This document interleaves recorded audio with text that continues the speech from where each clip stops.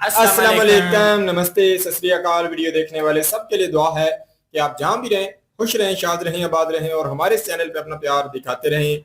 Hindustan special की video लेके आए हैं, देखते हैं इस वीडियो के ऊपर हमारा ओपिनियन। अगर आप जानना चाहें तो वीडियो के लास्ट तक बने रहिए। मेरा नाम है नदीम इकबाल जंजुआ, मेरे साथ हैं Mohammad Sameer Khokhar. So guys let's start. 3, 2, 1, now. Taken off. The biggest security threat to Pakistan. Bharat की तरफ से अपना खुद का S-400 कैटेगरी का एयर डिफेंस सिस्टम प्रोजेक्ट कुशा के तहत टेस्ट किया गया है और ये टेस्ट सक्सेसफुल हुआ है। Long range surface to air missile Kusha का बहुत इंपॉर्टेंट रोल है। मेरे को ऐसा लगता है कि ये आगे आने वाले समय में S-400 जैसी मिसाइल सिस्टम को रिप्लेस करेगा, जो कि यूएस के साथ पाकिस्तान ने एक रिक्वेस्ट की है और इसका कोई माजी में कोई इस किस्म की कोई नजीर नहीं मिलती। एमनेस्टी इंटरनेशनल ने रिपोर्ट जारी की है और ये रिपोर्ट डायरेक्टली मीर जाफर को जंगी जराइम का मुर्तकिब करार देने के करीब करीब आती है। अब हौसियों की बाबुल मंदब की बंदिश की सूरत में पाकिस्तान के समुद्री तिजारती रास्ते भी खतरे में हैं। पाकिस्तान की यूरोप और अमेरिका के साथ होने वाली तिजारत इसी रास्ते से होती है। आबने हुर्मुज़ के बाद से सऊदी अरब से आने वाला तेल भी यहीं से गुजरकर कराची पहुंचता है। कि जो अफगानिस्तान में इन्होंने निशाना बनाया था एक रिहेबिलिटेशन एंड ट्रीटमेंट सेंटर को, वहां पे किसी किस्म के हथियार या म्यूनिशन मौजूद था, हमें इसके कोई सबूत नहीं मिले। के गिने चुने देशों के पास ही ऐसी लंबी दूरी की सतह से हवा में मार करने वाली मिसाइल प्रणाली है। तो इसका इम्प्लीकेशन बहुत स्ट्रेटेजिक होगा, क्योंकि दुश्मन अपने स्ट्रेटेजिक हथियारों का इस्तेमाल नहीं कर पाएगा, क्योंकि उसको हवा में ही उड़ा दिया जाएगा। नमस्ते दोस्तों, जय हिंद। भारत ने अपनी स्वदेशी वायु रक्षा क्षमता को मजबूत करने की दिशा में एक और महत्वपूर्ण उपलब्धि हासिल कर ली है। रक्षा अनुसंधान एवं विकास संगठन DRDO ने गुरुवार को ओडिशा तट पर स्थित APJ अब्दुल कलाम द्वीप से Kusha long range surface to air missile का पहला सफल उड़ान परीक्षण किया। यह परीक्षण भारत के स्वदेशी लंबी दूरी के एयर डिफेंस कार्यक्रम प्रोजेक्ट कुशा के लिए एक बड़ी सफलता माना जा रहा है। इसका उद्देश्य देश के लिए ऐसी स्वदेशी वायु रक्षा प्रणाली तैयार करना है जो लंबी दूरी से आने वाले हवाई खतरों को रोक सके। प्रोजेक्ट कुशा की तुलना रूस के S-400 एयर डिफेंस सिस्टम से इसलिए की जा रही है क्योंकि दोनों का उद्देश्य लंबी दूरी से आने वाले हवाई खतरों को रोकना है। प्रोजेक्ट कुशा को भारत की स्वदेशी लंबी दूरी की वायु रक्षा प्रणाली के रूप में विकसित किया जा रहा है, जिसकी सबसे लंबी दूरी वाली इंटरसेप्ट मिसाइल 350 से 400 किलोमीटर तक लक्ष्य को निशाना बनाने में सक्षम होगी। DRDO के अनुसार यह पहला परीक्षण एक इलेक्ट्रॉनिक लक्ष्य के खिलाफ किया गया। अभी 1 घंटा पहले भारत ने Kusha long range surface to air missile का टेस्ट किया है। ये एक प्रदर्शनी के अंदर कुशा लॉन्ग रेंज मिसाइल का एक मॉडल ये दिखाया जा रहा है, तो मेरे को लगा कि इसकी फोटो लगा लेते हैं और इसके ऊपर बात करते हैं। अब भारत चाह रहा है कि फॉरेन डिपेंडेंसी ना रहे, क्योंकि आपने देखा है कि किस तरीके से पूरी दुनिया के अंदर ड्रोन्स और मिसाइल से हमले किए जा रहे हैं और उनको काउंटर करना बहुत मुश्किल हो गया है।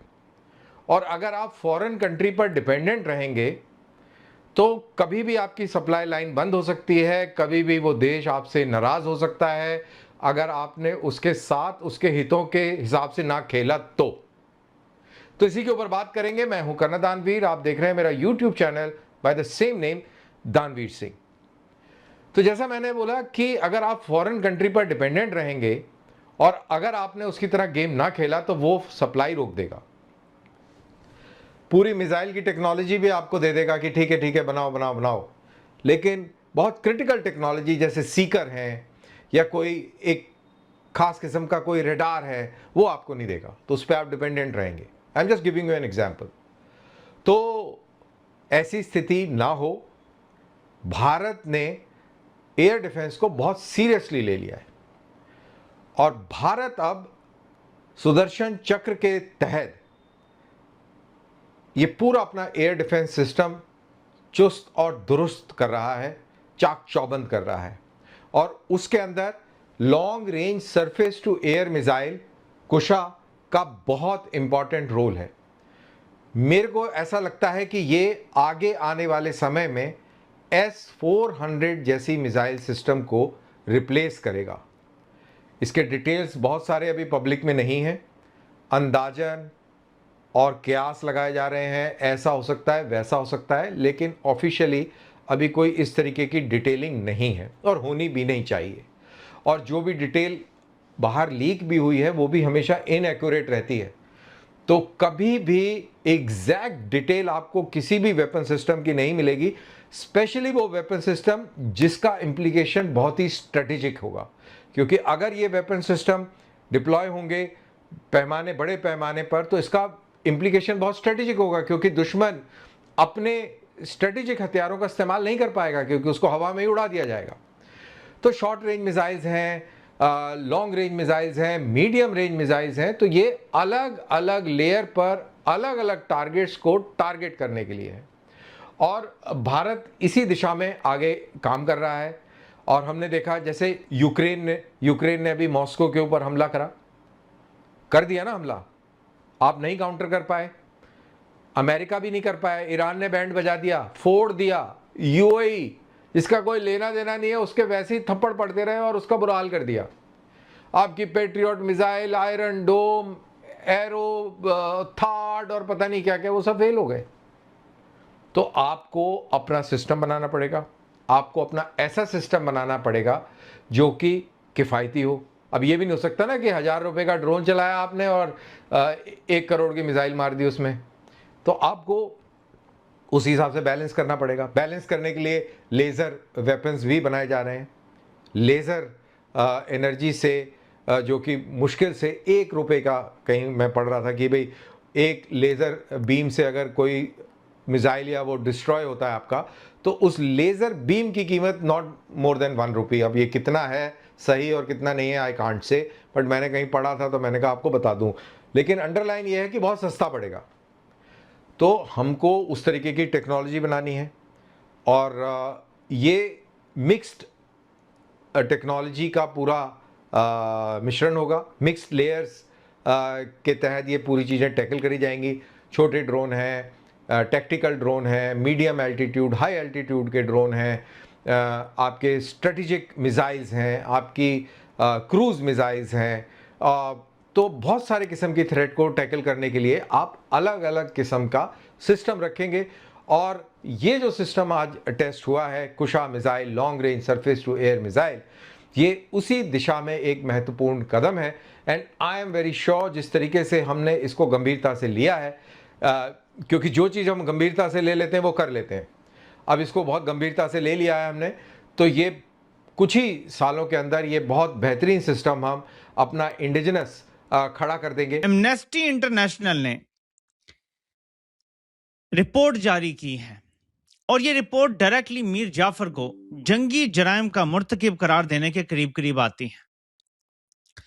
वो लिखते हैं कि एमनेस्टी इंटरनेशनल को कोई सबूत नहीं मिले कि पाकिस्तानी फौज ने जो दावा किया था कि जो अफगानिस्तान में इन्होंने निशाना बनाया था एक रिहैबिलिटेशन एंड ट्रीटमेंट सेंटर को, वहां पे किसी किस्म के हथियार या म्यूनिशन मौजूद था, हमें इसके कोई सबूत नहीं मिले। बहुत ही जी जबरदस्त लगता है जब भी हम इंडिया से अच्छी कोई भी टेक्नोलॉजी जो है बनते हुए या उसका सक्सेस जो है प्रदर्शन करते हुए हम जब देखते हैं तो हमें अच्छा लगता है कि बेशक इंडिया है, पर देख लें कि इंडिया हमारा पड़ोसी कंट्री देख लें कि वो अपनी ताकत के हवाले से अपने आप को हर तरह से कह लो कि अपने ही मुल्क के ऊपर डिपेंड करने के लिए सोच रहा है। तो ये कुशा जो कह लो एक नया मिसाइल जो है वो तैयार कर लिया है इंडिया ने। सर्विस टू एयर ये मिसाइल है और ये कहीं ना कहीं 300-350 तक जो है ये इतनी रेंज में किसी भी आने वाले टारगेट को हिट कर सकता है। तो ये छोटी सी बात नहीं है, ये हकीकत अगर आप समझे ना इस बात की कि क्योंकि जो दुनिया में जो सिस्टम जो बन रहा है, जो एक कह सकते हैं कि जो माहौल बन रहा है, जंग जब शुरू हो जाती है तो दूसरे मुल्क से अगर कोई हथियार ले रहा है वो मुल्क तो बिल्कुल जंग लड़ ही नहीं सकता। और कहीं ना कहीं अगर देखा जाए तो रशिया की जंग हो या उसके बाद अगर देखा जाए ईरान की जंग हो, तो ये चीजें बहुत सारी जो है ना ये सीख के लिए भी हैं। हम जो आम कंट्री बैठ के देख रहे हैं तो हमारे जो कह लो कि डिफेंस के जितने भी हमारे बड़े बड़े लोग हैं तो वो इन चीजों को समझ रहे हैं कि एक जंग जब लगती है, जैसे रशिया की जंग अगर आप हिसाब लगा लें 2 से 2.5 साल या 3 साल हो चुके हैं, तो इतने लंबे अरसे से किसी मुल्क से अगर ये चीजें परचेज करना पड़े तो कितना मुश्किल हो जाएगा। तो इंडिया ने इसी के ऊपर काम किया कि हमने अपनी टेक्नोलॉजी के माध्यम से दुनिया में अपना नाम बनाना है और अपनी टेक्नोलॉजी के ऊपर काम करना है। तो इसी की कह लो कि एक झलक हमें कुशा जो एक मिसाइल है वो नजर आती है। और मैं ये समझता हूँ कि इंडिया जिस रास्ते पे चल रहा है, तो इंडिया आत्मनिर्भर बनने की ये सारी कोशिश है कि हम अपने ही मुल्क से हर चीज जो है अपनी हासिल करें। तो ये चीजें फिर जो है इसका एक इम्पैक्ट आता है। कोई कंट्री अगर देखें कि खुद अपने ही बलबूते पे सारा कुछ कर रहा हो तो उसके साथ टक्कर लेना मुश्किल होता है। एक अभी हम पाकिस्तान है, पाकिस्तान का आप हिसाब लगा लें, हमारी इंडिया के साथ जो पिछली जंग हुई थी उसमें हमें जो लॉन्ग रेंज मिसाइल थे वो हमें चाइना ने उसी टाइम प्रोवाइड किए इस जंग के लिए। तो हमारी ये हालत है, हम लंबी जंग लड़ सकते हैं, ये हमें चाइना ने हमारी हेल्प कर दी, तब जाकर कुछ ना कुछ हमारे पास ऐसा आइटम था जो हम दुनिया को दिखा सकते। अपना हमारे पास कुछ नहीं है। तो हम अगर कहीं ना कहीं अगर 1 महीने वाली जंग में भी चले जाए तो हमारा सत्यानाश हो जाएगा। तो मैं ये समझता हूँ कि इंडिया इन्हीं चीजों को स्टडी करके अपने मुल्क की कह लो कि पावर को दिखा रहा है, पावर को बना रहा है। बहुत बहुत बढ़िया बात है। देखें कि S-400 भी इतना ताकतवर मिसाइल जो है वो भी इंडिया डिफेंस के हिसाब से है, वो भी इंडिया के पास है, वो अभी अपना भी बना लिया। और मैंने पिछले दिन एक और भी रिपोर्ट देखी थी, इंडिया वाकई ही लेजर के ऊपर जो है DRDO काम कर रहा है। तो लेजर की जो टेक्नोलॉजी है वो कहते हैं कि सबसे सस्ती है। 1 रुपए वाली बात तो मैं नहीं मानता हूँ। वो इस तरीके से है कि कहीं ना कहीं जो है एक मशीन है वो लेजर के माध्यम से ही कहीं ना कहीं किसी मिसाइल को वो सामान के ऊपर ही खत्म कर देती है। तो उसका खर्चा भी कम है। वो फिर 1 मिनट में कितने आ जाए, तो वो लेजर जो है इस लेवल से काम करता है कि वो हर किसी को काउंटर करने की सलाहियत भी रखता है। तो उसे जितना भी फैलाया जाएगा तो कह सकते हैं कि इंडिया का एक कह सकते हैं कि ये पूरा हिस्सा है, ये अपने आप को सिक्योर करने के हवाले से ये जो टेक्नोलॉजी है काम आएगी। तो बहुत अच्छा लगता है जी, बेशक इंडिया कर रहा है, पर देख लें कि एक मुल्क अपने बलबूते पे कितना कुछ हासिल कर रहा है, वो देखकर हमें खुशी हुई है। बिल्कुल जी, ये इंडिया की एक बड़ी कामयाबी मानी जाएगी कि क्योंकि कब तक जो दूसरे फॉरेन कंट्री हैं उनके ऊपर डिपेंड करेगा।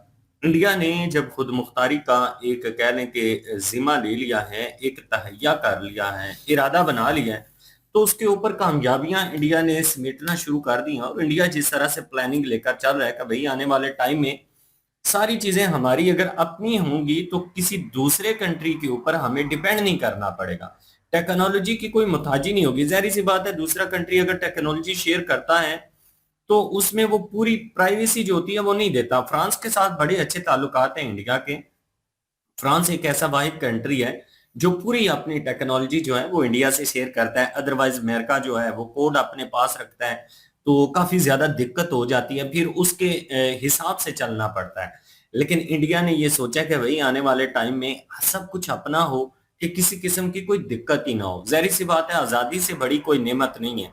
और जब आजादी से चीजें जो अपनी चीजें होती है ना, वो फिर कह लें कि किसी किस्म की कोई दिक्कत इसलिए नहीं होती कि किसी के अंडर नहीं बंधा होता, किसी की मर्जी से नहीं चलना होता। तो ये इंडिया की एक बड़ी कामयाबी मानी जाएगी। जो उषा मिसाइल का कामयाब तरीन तजर्बा जो है वो इंडिया की तरफ से किया गया है। आने वाले टाइम में इंडिया जो है मजीद तरक्की करेगा। देखें, ये जो पॉइंट मेंशन किया गया है ना वीडियो में कि इंडिया ने एक नया प्लान बनाया है कि भाई जो डिफेंस सिस्टम होता है लाइक दैट S-400, आयरन डोम, जितने भी डिफेंस सिस्टम है उनमें जो मिसाइल लगते हैं डिस्ट्रॉय करने के लिए वो बड़े महंगे होते हैं। और अब तो ड्रोन्स का दौर है, अब तो लोग ड्रोन्स के माध्यम से जंग करते हैं। ड्रोन्स इतने कीमती नहीं होते, उनकी इतनी कीमत नहीं होती, लेकिन अगर वो छोड़ा जाए और उसको डिस्ट्रॉय करने के लिए जो लाखों करोड़ों के मिसाइल हैं वो छोड़े जाए तो फिर नुकसान तो होता है ना। क्योंकि चले कोई बड़ी चीज हो तो उसका और हिसाब है, लेकिन एक ड्रोन को लाइक दैट आप इजराइल को ही देख लें। अभी हाल ही में जो युद्ध हुआ है उनके पास मिसाइल कम पड़ गए थे इजराइल के पास, ईरान ने इतने ड्रोन मारे हैं। अब ड्रोन तो बड़े सस्ते थे, लेकिन आयरन डोम से जो मिसाइल निकल रहा था वो एक मिसाइल करोड़ों रुपए का था। तो इसका मुतबादल भी तो कुछ होना चाहिए ना कि भाई सस्ती चीजें जो है उनको उड़ाने के लिए, डिस्ट्रॉय करने के लिए वो बैलेंस रखना बड़ा जरूरी है।